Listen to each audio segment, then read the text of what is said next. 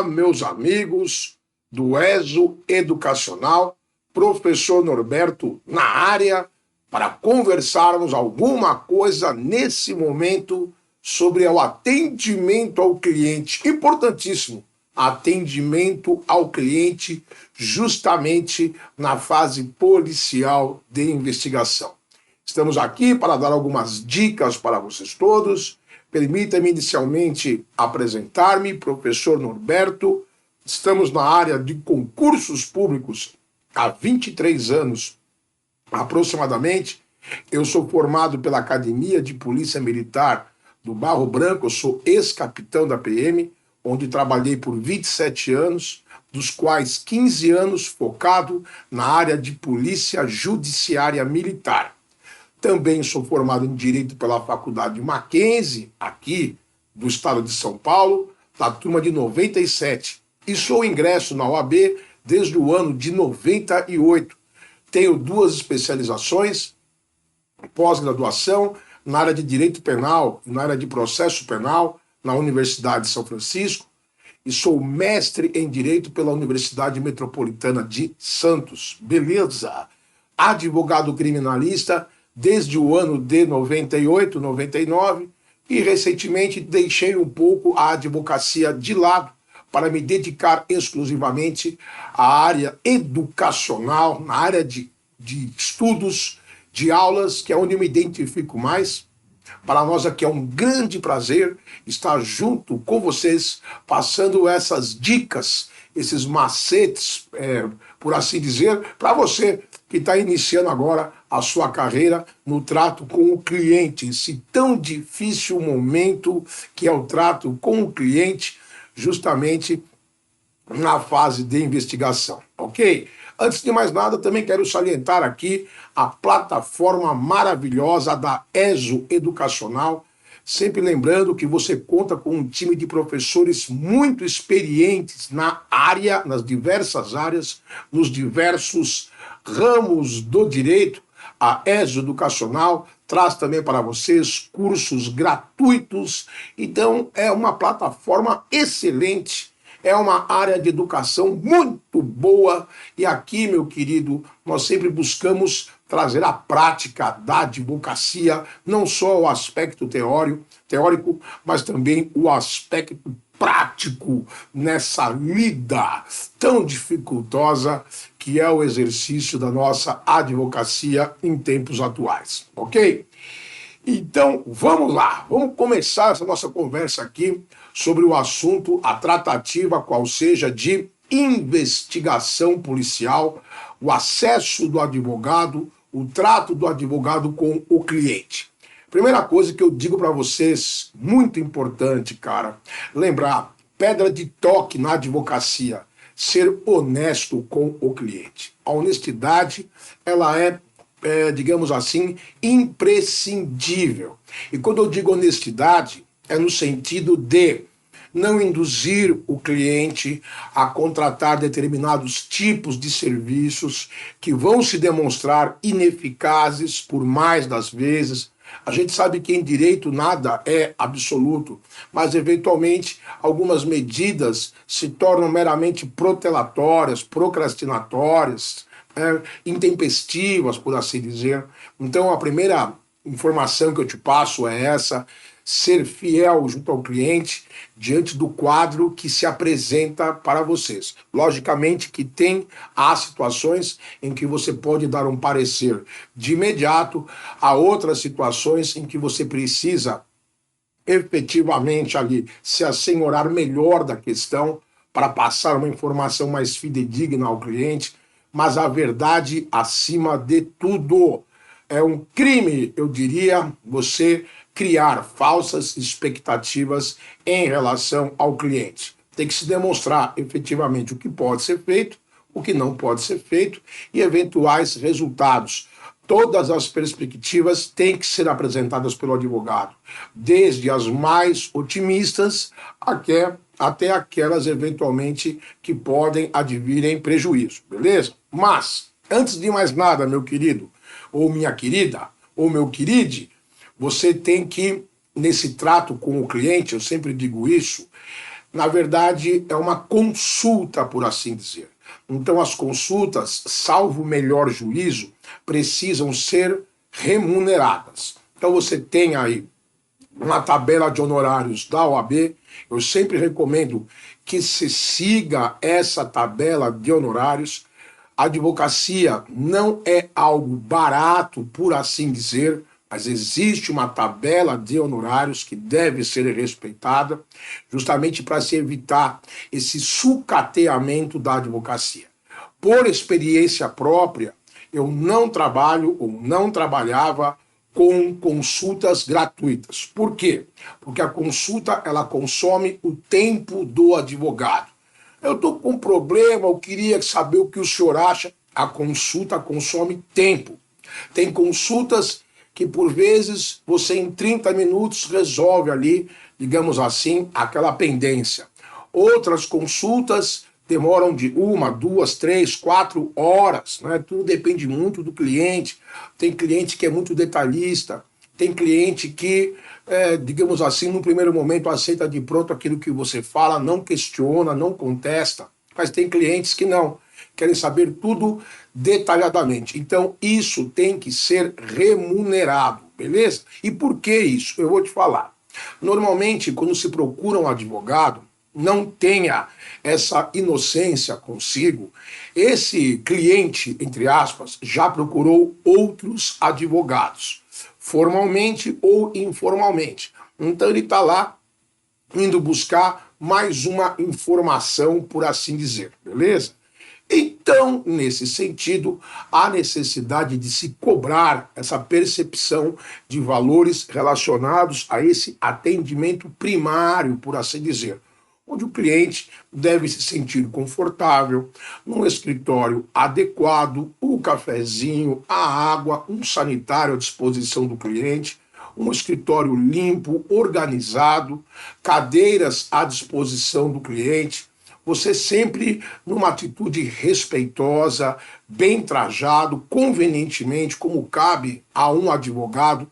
Isso tudo transpira confiança em relação ao cliente, a forma de atendimento que é dispensada a ele, ok? Então, primeiro tópico, não se deixe enganar. Cobre essa consulta, porque é seu tempo que está sendo ali despendido.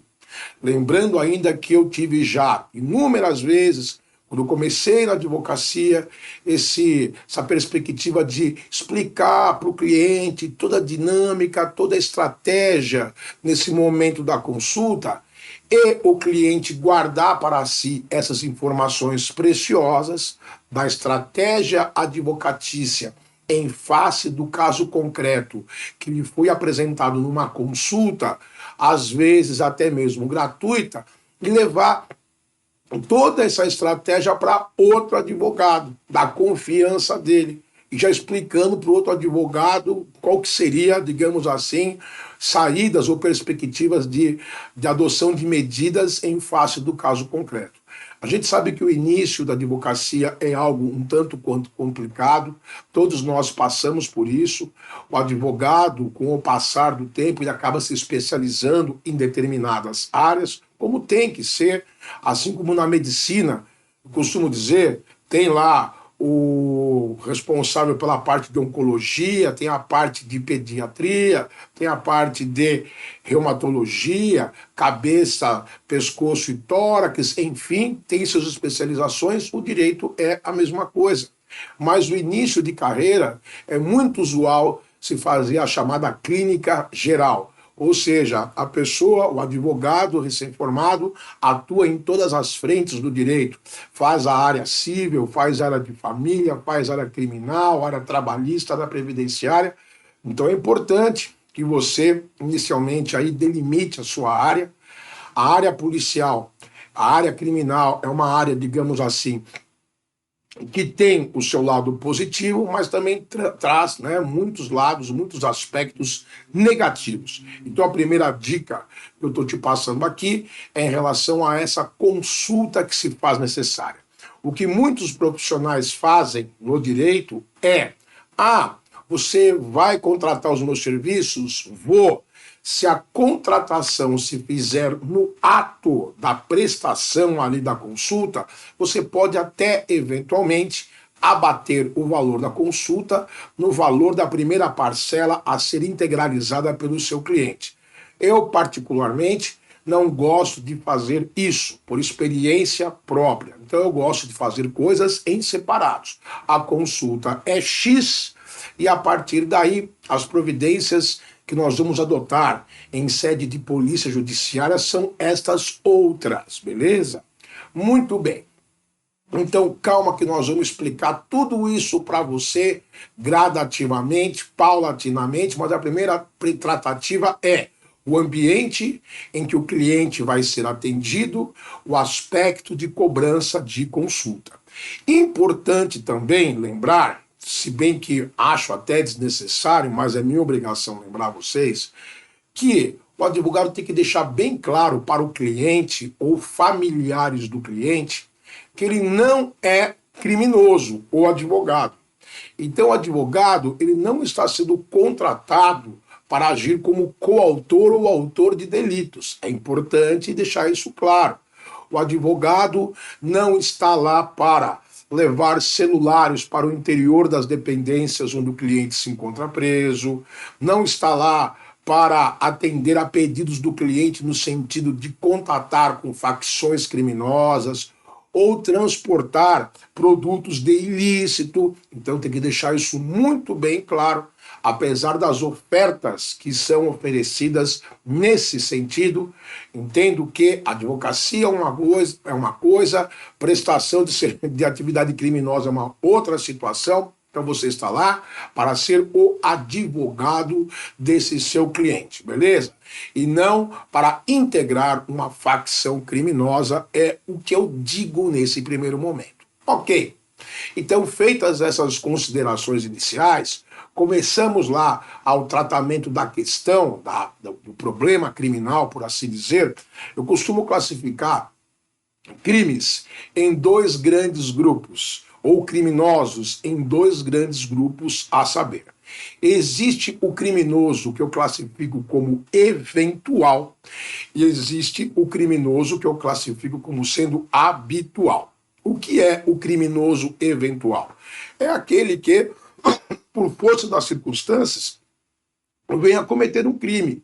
Então é um caso de um cidadão de bem que pratica um atropelamento, é eventualmente um cidadão de bem que, por força de aspectos financeiros, acaba incidindo, digamos assim, num crime de estelionato ou num crime de receptação. Então esses são eventualmente, né, os criminosos, né, ocasionais, por assim dizer, que é diferente do criminoso habitual, que é aquele que, via de regra, integra uma organização criminosa. Isso é fato consumado aqui já no Brasil, né? Ou então é a pessoa que é dada de fato à prática desses crimes. Então tem que se verificar o tipo de análise conjectural em face de cada um desses criminosos. Normalmente o criminoso eventual, ocasional, é uma pessoa que está preocupada efetivamente com sua situação, porque ela não é dada à prática do crime, se encontra numa situação difícil e você tem que buscar minimizar os efeitos daqueles atos. E ao passo que o outro já conhece toda a ladainha do crime, todo o aspecto processual penal, todas as consequências. Então é importante que você tenha essa visão. Afinal de contas, com qual criminoso eu estou, em tese, lidando, ou suposto criminoso, observando-se o princípio da presunção de inocência, beleza? Muito bem. No próximo momento, nessa entrevista com o cliente, é de suma importância que ele ganhe sua confiança. Ou seja, a verdade doa a quem doer. Então, para o advogado criminalista, isso é um grande problema, às vezes, né, assim dizer. Por quê? Mentir para o advogado é algo inconcebível, é prejudicar a própria defesa. Mas, por vezes, a verdade repassada ao advogado é algo que, se você não tiver preparado, pode mexer com suas convicções. todo mundo tem que ser submetido a julgamento em face de um crime, mesmo que o crime seja hediondo. Eu tenho amigos profissionais, por exemplo, que não atuam em crimes de estupro, não atuam em crimes de latrocínio, mas é o que eu costumo dizer, meu amigo, minha amiga, meu amigo, o advogado não está lá necessariamente para absolver o cliente. Não. O cliente cometeu o crime, tem que pagar pelo crime, mas o advogado está lá para lutar pela justiça no sentido da adequada medida aplicada em desfavor do cliente, evitando-se desrespeito aos direitos humanos, evitando-se uma exacerbação na pena imposta, enfim, esse é o objetivo, em última análise, do advogado na área criminal. Muito bem, vamos voltar então ao início da nossa entrevista com o cliente, com o familiar do cliente, porque muitas vezes o cliente já se encontra preso em flagrante, numa prisão preventiva, numa prisão temporária. Então, tudo isso que eu falei é importante você não esquecer: o ambiente de trabalho, a verdade acima de tudo, a lisura, a postura profissional do advogado, sendo desnecessário qualquer tipo de intimidade, né? Mas logicamente que um tratamento, digamos, afetivo, dentro dos padrões morais da advocacia se faz necessário, um ambiente acolhedor, por assim dizer, não criação de falsas perspectivas. Então, tudo isso se faz necessário, e identificação com qual tipo de cliente você está lidando, se é o cliente eventual, criminoso eventual ou criminoso habitual. Muito bom. Normalmente, meus queridos, na fase de investigação policial, a atuação do advogado, como é sobejo, ela é desnecessária, em última análise. Costumo dizer desnecessária em termos. Por quê? Porque na fase policial, nós sabemos, não existe a ampla defesa e o contraditório. Esses princípios são atinentes à fase processual, mas obviamente que o direito de defesa se faz presente sim na fase policial de investigação. E como você sabe, sempre que temos uma fase policial de investigação, temos 3 procedimentos de polícia judiciária que podem ter sido lavrados ou instaurados em desfavor do seu cliente.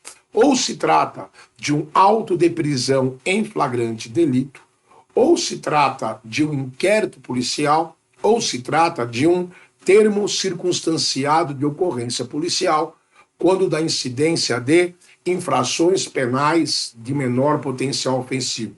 Muito bem, esses são os 3 procedimentos de polícia judiciária que o advogado pode ser instado a participar por conta do cliente, não é verdade? Mas não esqueça que a mera lavratura de um boletim de ocorrência policial, que é um mero registro de uma notícia a crimes, pode ensejar, eventualmente, a participação do advogado. Não esqueça que existem investigações preliminares de natureza essencialmente administrativas, informais, que antecedem eventualmente a instauração de um inquérito policial, também podem ser adotadas pela polícia judiciária para apuração de uma suposta infração penal, e o advogado também ali se fazer presente nessa situação. Então, meus amigos, num primeiro momento, você vai ser chamado para atuar diante de cada um desses casos concretos, ou é o termo circunstanciado, ou é o inquérito policial, ou é o auto de prisão em flagrante delito. E como você bem sabe, existe nossa tabela de honorários lá na Ordem dos Advogados do Brasil, onde ali se traz um valor mínimo e não um valor máximo. Um valor mínimo que, haja vista hoje, em razão das condições da sociedade brasileira, esse valor mínimo, o valor que você julgar por bem ali cobrar, ele pode ser parcelado. Isso aí não há nenhuma irregularidade nesse sentido, mesmo porque poucas pessoas dispõem de numerário suficiente para integralizar de plano ali a pessoa do advogado. Beleza? Então, por enquanto, esse é uma primeira abordagem que estamos fazendo, que vai ser a atuação do advogado em face desses procedimentos de polícia judiciária. Ok? Mais informações no transcurso do nosso encontro aqui, com certeza, serão transmitidas a vocês. Estamos juntos! Saudações, caros alunos do ESU Educacional. Eu sou a professora Ana Júlia Caché. Eu sou a professora Aline Mendes. Sou a professora Daniele Reis. Professor Norberto. E vim aqui para dizer que com muita honra acompanho o grupo de professores de Direito Previdenciário da ESU. Participo com muito prazer, com muita alegria do corpo docente aqui da ESU Educacional. Eu sou professora da pós-graduação de Direito Civil, Processo Civil e outras pós-graduações da ESU Educacional. Estão juntos com a ESU Educacional no seu aprimoramento em várias disciplinas da área de pós-graduação. E eu te convido a vir participar das pós-graduações, a vir conhecer a ESU. É um excelente instituto educacional para o seu crescimento acadêmico, profissional. E eu tenho certeza que vocês vão adorar. Fica aí o convite para que vocês possam ser nossos alunos. Eu espero vocês. Um beijo grande.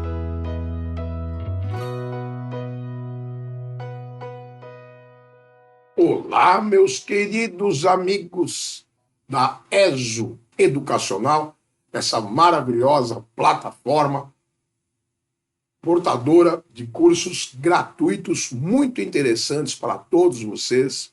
Eu aqui, no caso, o professor Norberto, passando para você algumas dicas, alguns macetes, por assim dizer, no trato com o cliente na fase de investigação policial. Estamos retomando esse assunto, mas eu volto a enaltecer essa instituição de ensino maravilhosa, onde se procura aqui efetivamente associar não só o lado teórico da advocacia, do direito, mas também a sua conjugação com os aspectos práticos. E hoje, para reforçar essa ideia, estamos te passando aqui preciosas informações acerca do trato do cliente nos casos de investigação policial nessa fase inicial. Muito bem. Então, como já víamos falando, é sobejo, é do conhecimento, é notório que o advogado ele não se faz efetivamente necessário nessa fase inicial de investigação. Não se faz necessário porque, conforme já dito, os princípios constitucionais de ampla defesa e contraditório transcorrem efetivamente na fase processual. Mas, particularmente, eu acho muito importante o cliente se ver assistido por um bom advogado desde a fase de investigação, porque, eventualmente, apesar de inocorrer a ampla defesa e o contraditório em âmbito de procedimentos de polícia judiciária, qual seja o auto de prisão em flagrante delito ou inquérito policial e o termo circunstanciado, que são os procedimentos de polícia judiciária existentes, é sempre bom, é de bom alvitre que o advogado, desde já, esteja efetivamente imbuído daquilo que se trata. Muitas vezes, aquilo que é apurado em fase investigativa, fase policial, se não acompanhado por um causídico que eventualmente possa requerer produção de prova no curso desses procedimentos, requerer produção de prova que pode ou não ser deferida pela autoridade policial, você pode eventualmente mudar a convicção, a formação da opinião delicti do representante do Ministério Público, por vezes, do que deixar simplesmente transcorrer toda a apuração sobre a égide da Polícia Judiciária, sem a possibilidade de, efetivamente, o indiciado, ou acusado, o autor, no caso do termo circunstanciado, produzir uma prova ali, digamos assim, necessária e que pode evitar futuramente aí dissabores, notadamente quando da ocorrência de uma ação penal. Então, por vezes, com a participação do advogado, produzindo provas no âmbito da polícia judiciária, isso seja bastante suficiente, se for o caso, para que o promotor de justiça não efetive, não apresente a denúncia, por assim dizer. Por quê? Porque ele ficou convencido da inocência do seu cliente. Agora, óbvio, é aquilo que nós já falamos aqui, vou repetir mais uma vez. O advogado não tem por obrigação a absolvição do cliente, mesmo porque, se ele praticou o crime, deve arcar com a responsabilização pelo seu ato praticado. Mas, caso eventualmente sobre ele pare uma acusação, digamos assim, injusta, que pode acontecer, já aconteceu diversas vezes, se não houverem elementos de prova suficientes para a sua responsabilização, ou então, se efetivamente cometeu o crime, que seja aplicado a pena na sua medida adequada. Então, a missão do advogado não é só no sentido da absolvição. Costumo dizer que o advogado não faz milagres, não é verdade? Mas, eventualmente, no caso de condenação, que seja aplicada a pena adequada. Ok, mas isso é uma outra história, por assim dizer. Não se esqueça a verdade absoluta em relação ao cliente, né? Agora, para que o advogado possa formalizar a sua opinião, nunca é demais lembrar que há necessidade de se ter um acesso amplo e irrestrito aos autos da investigação.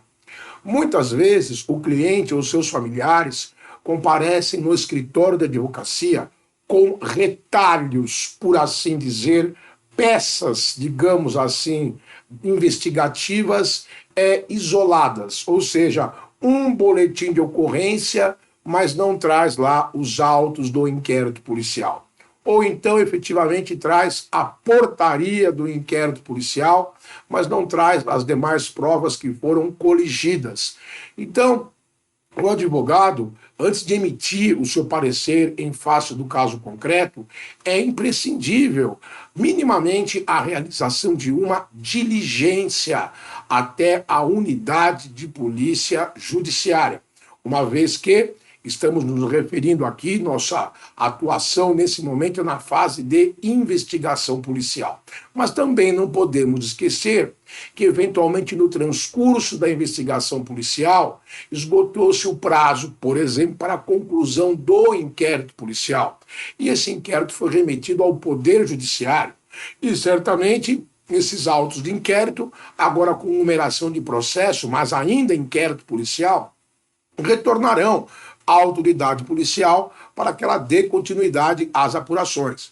Então, eventualmente, uma diligência se fará necessária até a unidade de polícia judiciária, ou uma diligência se fará necessária à unidade de polícia judiciária para você tomar conhecimento do que se trata, ou até o fórum para você poder acessar esses autos. Não importa, uma diligência terá que ser efetivada. E essa diligência, óbvio, tem que ser cobrada nos termos do que estabelece a tabela de honorários da OAB. A diligência tem que ser cobrada.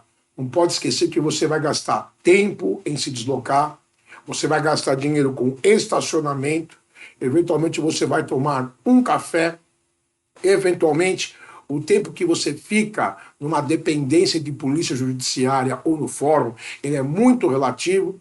Chegar num distrito policial, no momento de um flagrante, por exemplo, é uma coisa, digamos assim, assaz dificultosa, está todo o distrito lá em polvorosa. Chegar no DP num dia de uma correição judicial, por exemplo. Então, tudo isso demanda tempo, cara, e tudo isso é custo. Advogado fora do escritório, ele perde dinheiro em última análise, porque ele, enquanto no escritório, está lá, apto a atender clientes. Então, o normal é que a gente, como advogado, organize a agenda para que num dia da semana se realize mais de uma diligência, por assim dizer. E sempre é interessante, antes da realização da diligência, um contato telefônico com o pessoal da polícia, se for o caso. No fórum tem que se deslocar até lá, não tem jeito mesmo. Mas a polícia judiciária, um contato informal, Olha, os autos do inquérito policial se encontram aí. Quem é o escrivão responsável pelo inquérito policial? Com quem eu posso falar? Isso aí ajuda muito, digamos assim, no trato do advogado. E óbvio, o advogado tem que ser sempre cordial com a polícia judiciária, não resta dúvida. Não se trata de ser subserviente, longe disso, né? Uma irregularidade tem que ser contestada, combatida, guerreada de plano. Mas o trato respeitoso, não só com a autoridade policial, mas com o escrivão de polícia, o investigador de polícia, o agente de telecomunicações, o agente policial, enfim, toda a população, digamos assim, que integra esse seleto rol de integrantes da segurança pública tem que ser tratado, sim, com cordialidade por parte do advogado, porque se obtém respeito, se concedendo respeito.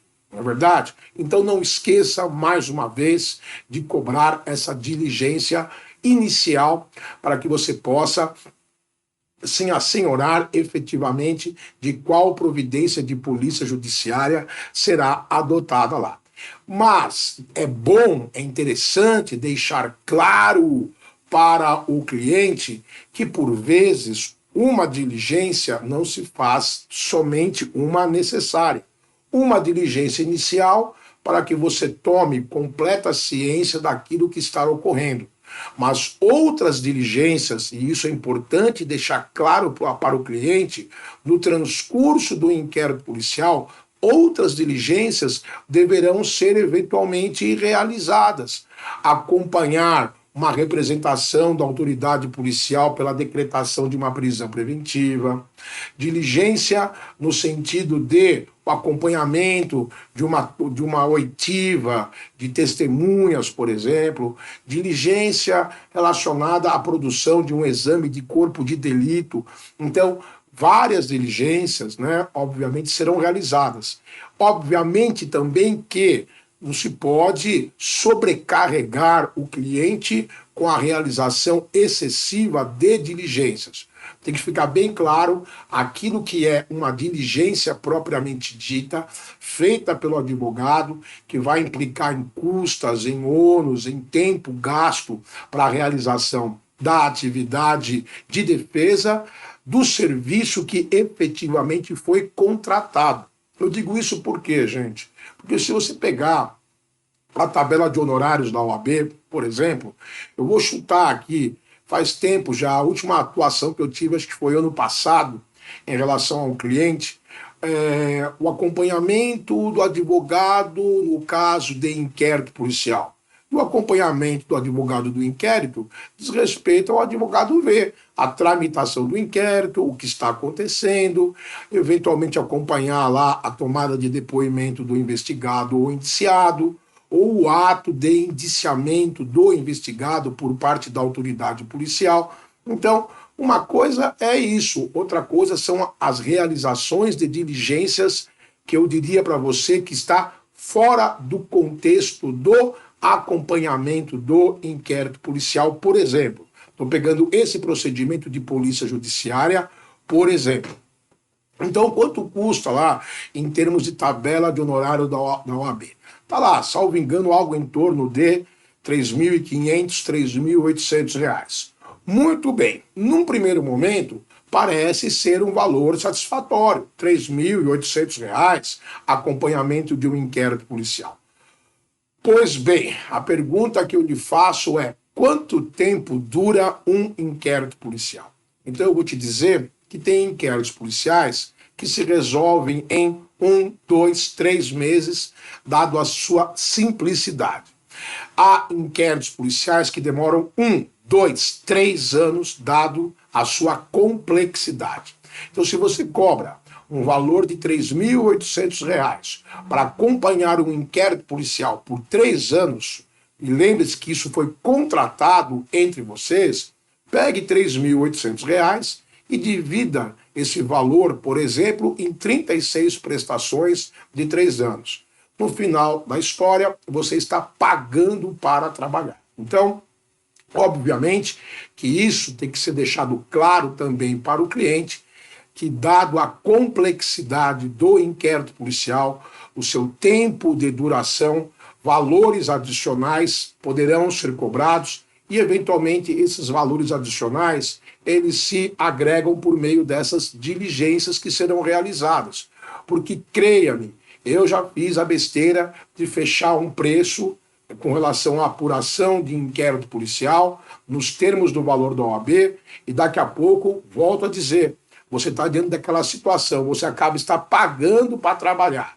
Combustível, estacionamento, às vezes são necessárias 2, 3, 4, 5, 6 idas até o distrito policial, acompanhar a manifestação de representantes do Ministério Público em autos de inquérito policial, despacho exarado pelo juiz nos autos. Então, gente, cuidado quando você vai fechar esses valores. E, óbvio, tem que ser honesto com o cliente explicando, olha, esse é o valor de acompanhamento do inquérito policial, onde eu vou usar do meu trabalho, do meu conhecimento para solicitar a produção de provas favoráveis ao indiciado, a realização de eventuais exames de corpo de delito. Vou pleitear aqui sempre que ele responda ao procedimento em liberdade, ok? E acompanhar sempre atualizado. Pior coisa que tem é o cliente te trazer uma informação nova e você, advogado constituído, nossa, aconteceu isso, não estou sabendo, mas tem que saber. Você está sendo pago para isso. Por isso que o valor tem que ser adequado, notadamente nesse aspecto de diligências. Sempre pense assim, como ele disse, a perspectiva de conclusão de um inquérito policial, por exemplo, pode ser rápida, mas pode ser também demorada. E o cliente tem que estar a par dessa situação com a respectiva readequação de valores, né? Por isso que esses valores a gente costuma agregar por meio de diligências, para não divorciar muito em cima daquele valor inicial que foi contratado, mas tem que se deixar claro para o cliente isso, né? Que o inquérito policial ele leva tempo, que cada saída do advogado do escritório custa dinheiro, que aquilo que ele está integralizando ali a respeito de acompanhamento do inquérito policial diz respeito à atividade advocatícia propriamente dita, de análise dos fatos, interpretação dos fatos, requerimento de produção de provas, apresentação de memoriais, manifestações, eventuais contestações, não é isso? Mas que, eventualmente, outros valores podem ser agregados aí por conta dessa demora na conclusão do inquérito policial.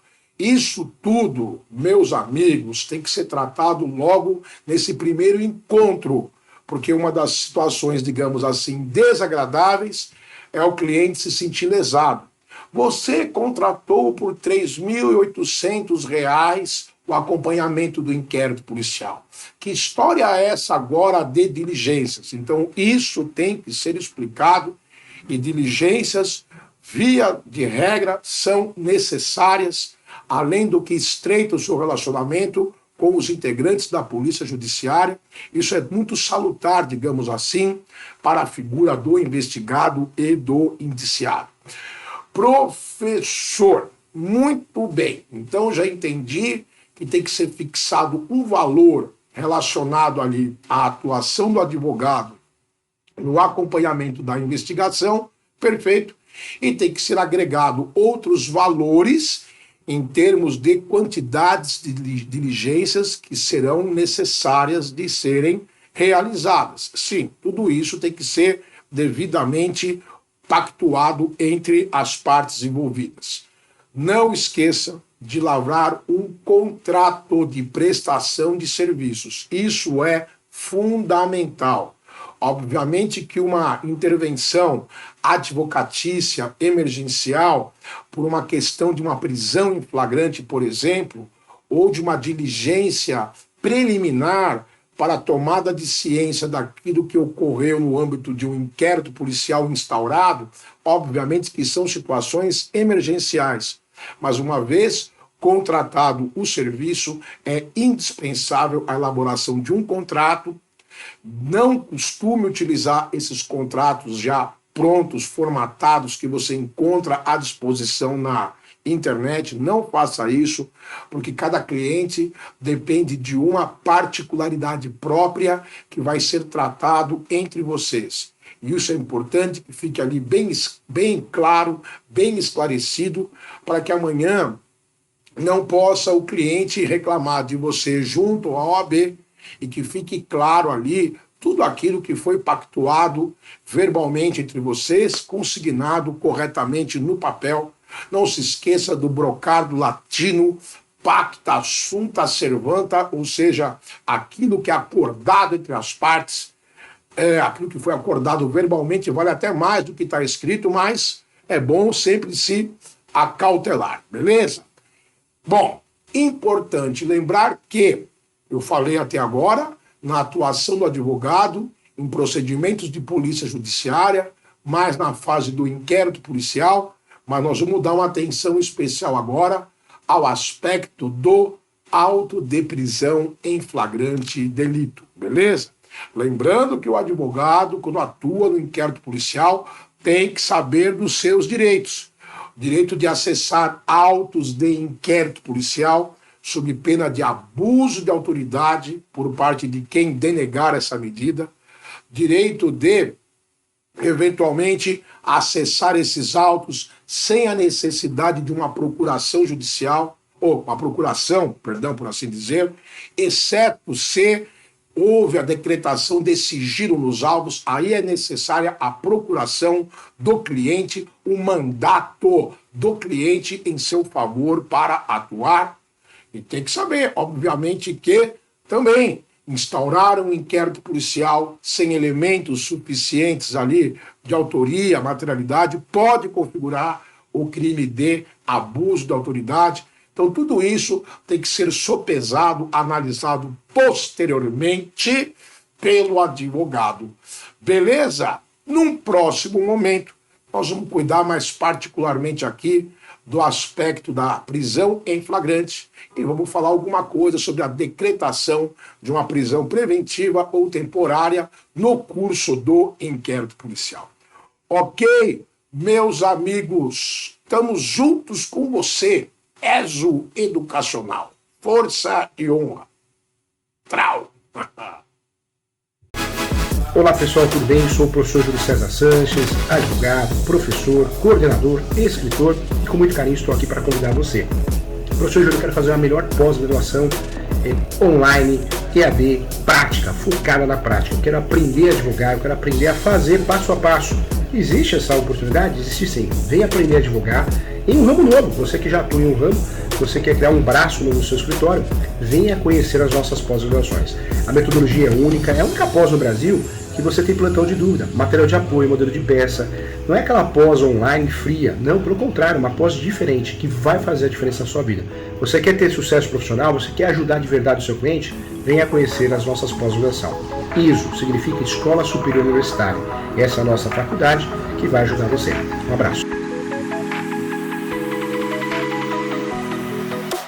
Meus amigos do ESO Educacional, essa plataforma maravilhosa destinada a difundir, disseminar conhecimentos, notadamente na área jurídica, para você que é o causídico, é um profissional do direito, é um operador do direito.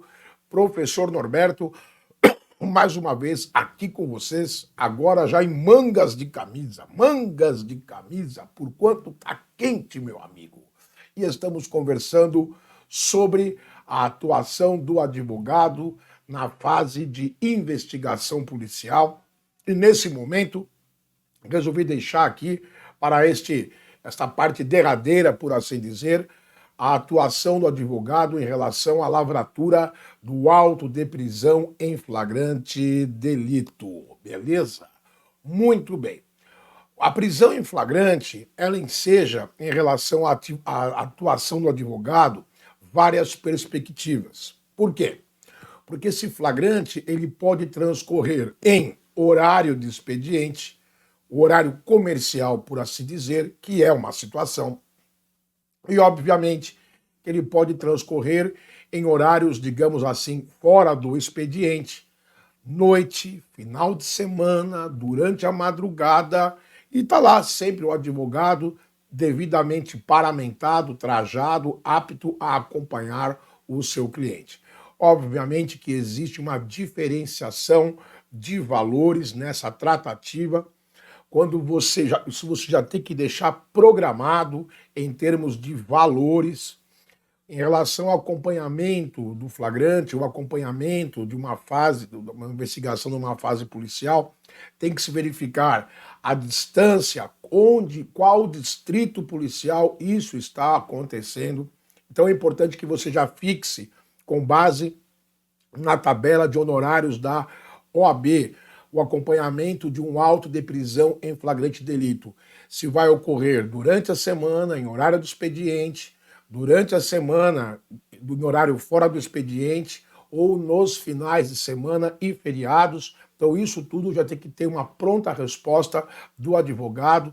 Sempre é interessante a gente deixar, em termos de perspectivas de valores, para que depois o cliente, os seus familiares não fiquem surpreendidos, não se sintam, digamos assim, indignados, porque, gente, a percepção que o pessoal tem da advocacia é muito diferente da nossa realidade, ok? Então, o valor, lógico, não deve ser nada exorbitante, né? Há um parâmetro para essa finalidade, mas também não pode ser um valor abaixo daquilo preconizado na tabela de honorários da OAB. E, obviamente, que o horário do atendimento, isso pesa.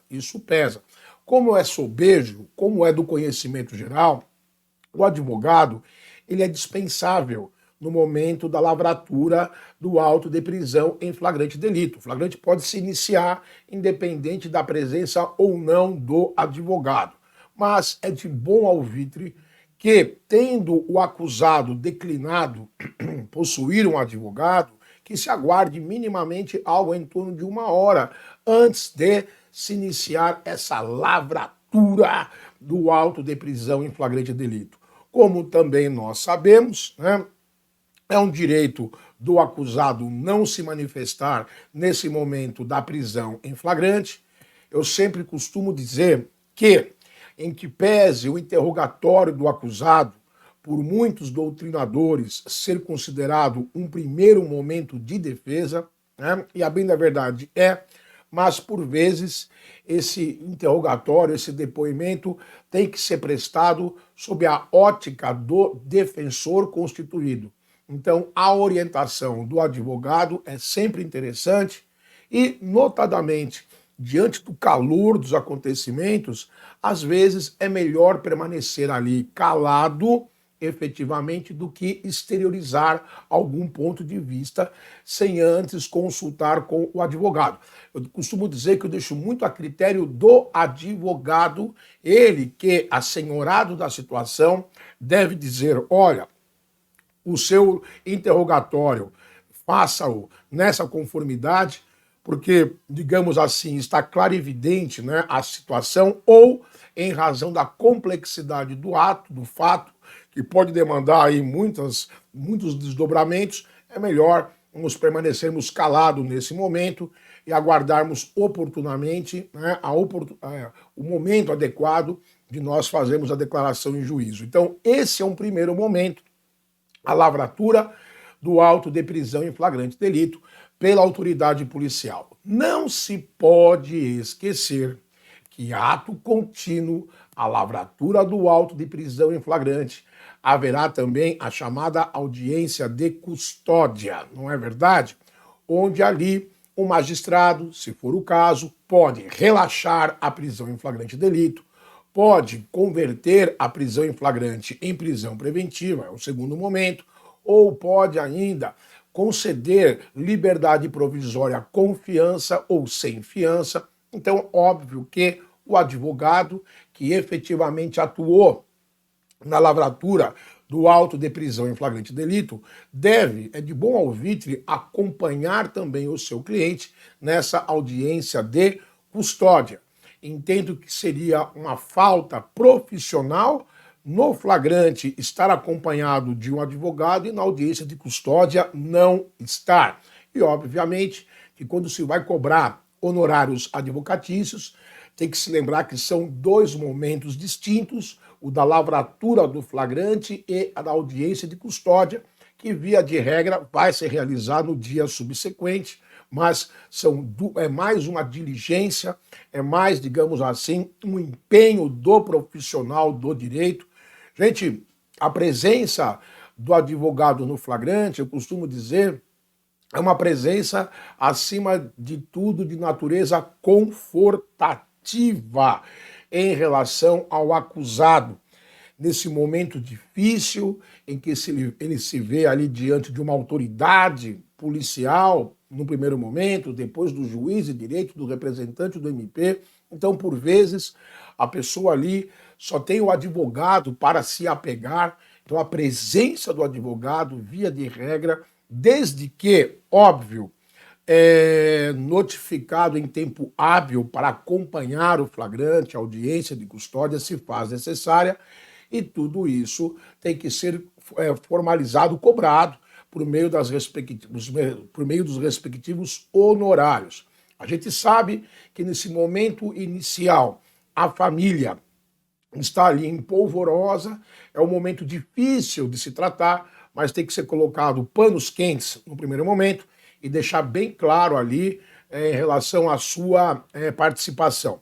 Já houve casos pelos quais eu passei, né, naquele afã do advogado de querer chegar no momento da prisão e contestar, enfim, de não tratar os valores adequados para essa medida, eu ir lá, dar a minha prestação de serviço e depois ter problemas em relação ao recebimento, à percepção desses valores, entendeu? Então, é interessante que desde já fique bem claro valores a serem cobrados pelo advogado no acompanhamento do flagrante, no horário em que se vai prestar esse tipo de acompanhamento.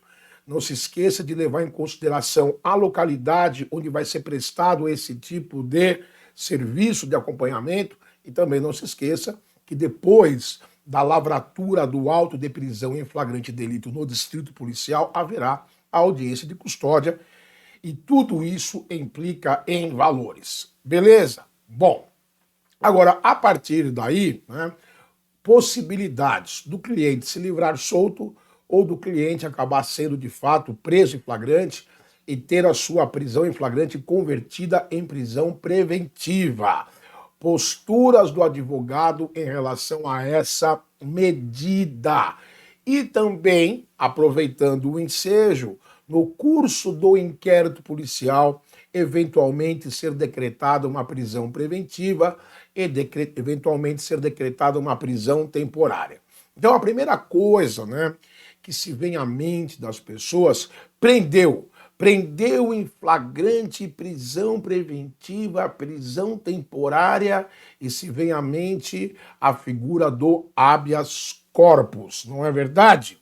Pois bem, então, gente, o HC, né, o habeas corpus, óbvio, ele se demonstra eventualmente necessário em razão da ilegalidade da prisão, é verdade, ele se demonstra assim, mas não podemos esquecer que isso também implica em valores. Então a pessoa às vezes contrata o advogado para acompanhar um flagrante e espera que num valor só já seja entendido o acompanhamento do flagrante no distrito, o acompanhamento da audiência de custódia e eventualmente a interposição de um habeas corpus.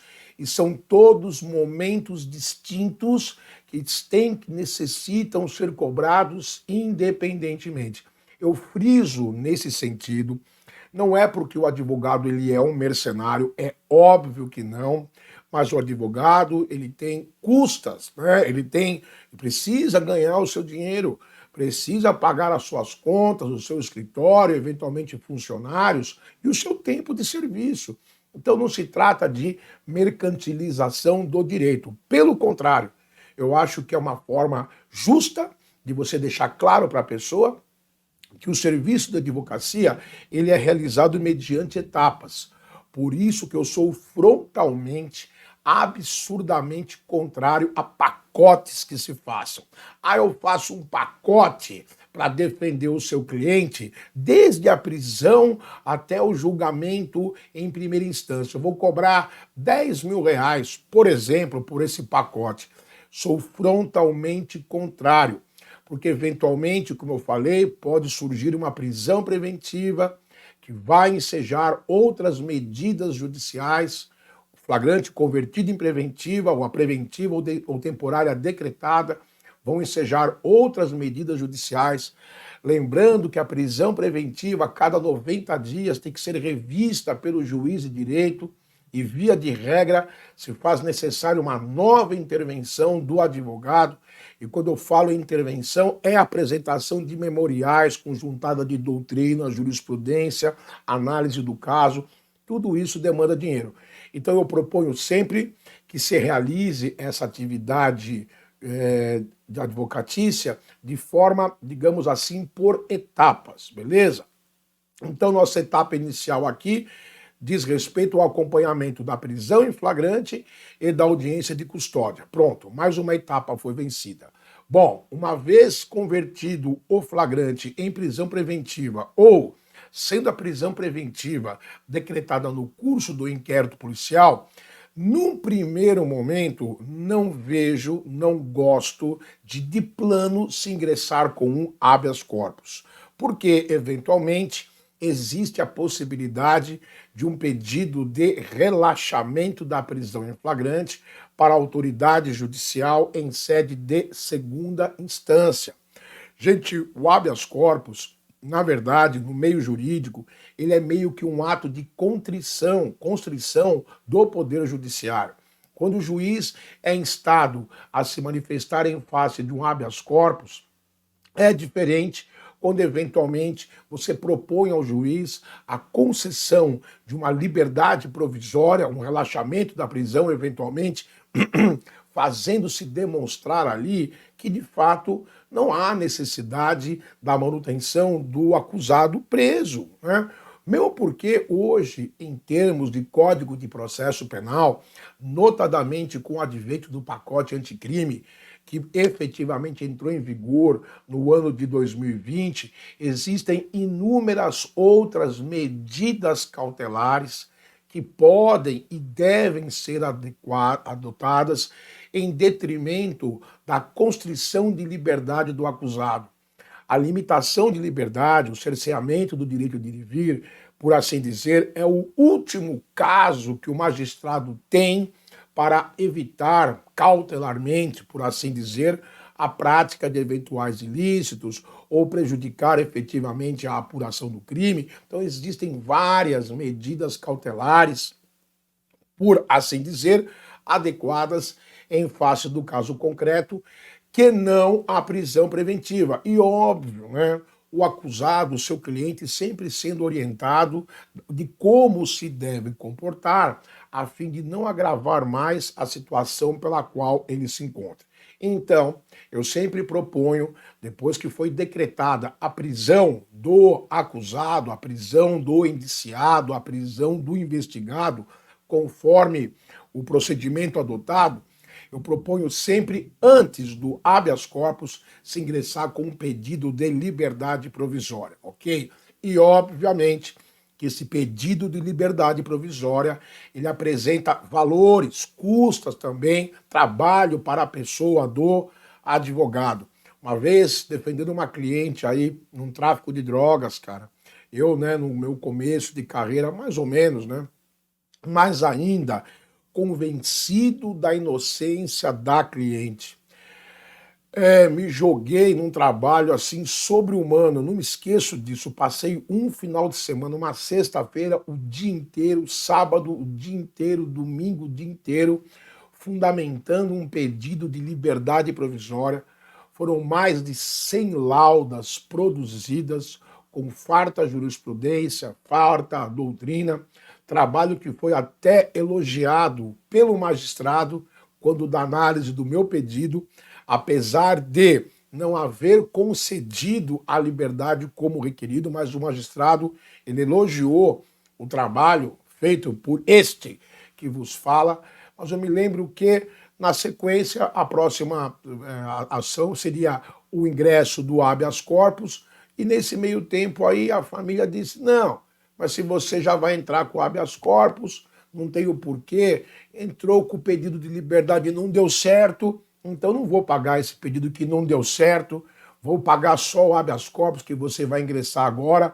Então veja, né, uma outra equívoco muito grande por parte das pessoas que procuram a atividade da advocacia, objetivando fidelizar o pagamento de uma prestação de serviço ao efetivo sucesso da medida adotada pelo advogado. Quando nós sabemos, né, que eventualmente não é sempre que aquilo que a gente pleiteia que dá certo, mas o tempo, o ônus que eu tive aí nesse final de semana, mais no final de semana, gastei muito tempo, muito trabalho, muito esforço e no final acabei não sendo remunerado, tudo porque falha minha ao não ter informado a família de que eu adotaria primeiramente essa medida, depois uma outra medida, e tudo porque no afã de ver a pessoa ser liberta da situação constrangedora em que ela se encontrava, enfim. Então que fique bem claro que quando se decreta a prisão do seu cliente, um primeiro procedimento seria o pedido de relaxamento, o pedido de concessão de liberdade provisória a ser formulado, que tem que ser integralizado e, não sendo atendido esse pleito, parte-se então para uma ação de habeas corpus, que é uma ação de impugnação autônoma. Como todo mundo sabe, o habeas corpus ele não é um recurso propriamente dito. E sempre esclarecendo à família que cada procedimento desse é cobrado em separado. Por isso que eu digo e repito, cuidado quando você, no afã de receber valores maiores num primeiro momento, pelo qual você está, por vezes, necessitado, isso já aconteceu comigo, vou receber 15 mil reais para atuar num processo de cabo a rabo e tal, e depois eu percebi que pegando esses 15 mil reais e diluindo ele em todo o tempo que foi gasto no acompanhamento desse processo, em pedidos de liberdade provisória, em realização de diligências, em audiências que eu tive que comparecer, em conversas que eu tive que ter com o cliente, me deslocar até a penitenciária onde ele estava recolhido. Tudo isso, o tempo que foi gasto, a duração do processo, volto a dizer, eu acabei pagando para trabalhar.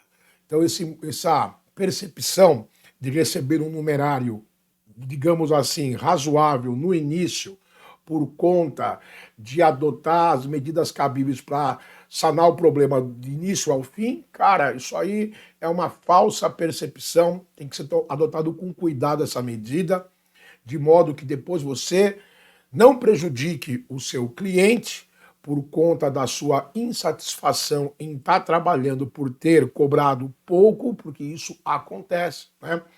E para finalizar, eu sempre digo, cuidado com os prazos processuais, aí já mais é do âmbito já do processo penal, mas cuidado com os prazos.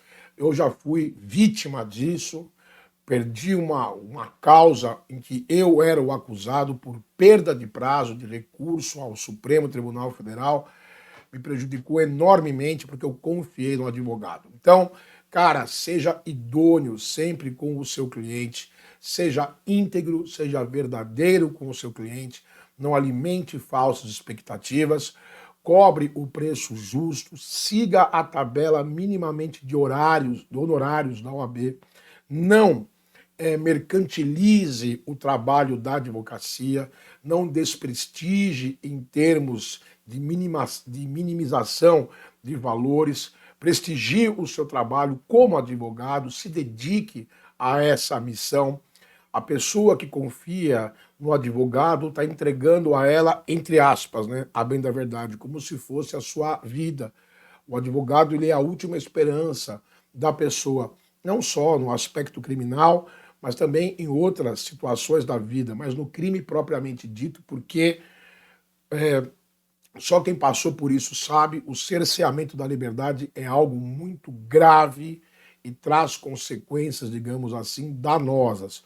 Logicamente que estou me referindo a um cerceamento de liberdade indevido, injusto, desnecessário, porque a pessoa, quando comete crime, tem que pagar por aquilo que fez. Isso é indiscutível dentro das medidas do direito. Ok, meus amigos? Então eu espero que essa conversa nossa aqui, esses conselhos, né, de muitos problemas que eu tive no transcurso da advocacia, mas eu volto a dizer, é uma atividade assim imensamente satisfatória, notadamente quando você começar a ganhar as causas, a gratidão da família, das pessoas, a sua satisfação enquanto operador do direito, de se saber demonstrar ali para o juiz efetivamente aquilo que aconteceu, é muito grato, é gratificante, é muito bacana, beleza? E nós aqui do ESO Educacional estamos junto com você, firmes e fortes, beleza? Um grande abraço a todos, bons estudos, boa dedicação profissional e conte sempre com a gente nessa sua caminhada. Tamo junto, força e honra e, como costumo dizer, pau no gato. Até uma próxima oportunidade. Fiquem com Deus.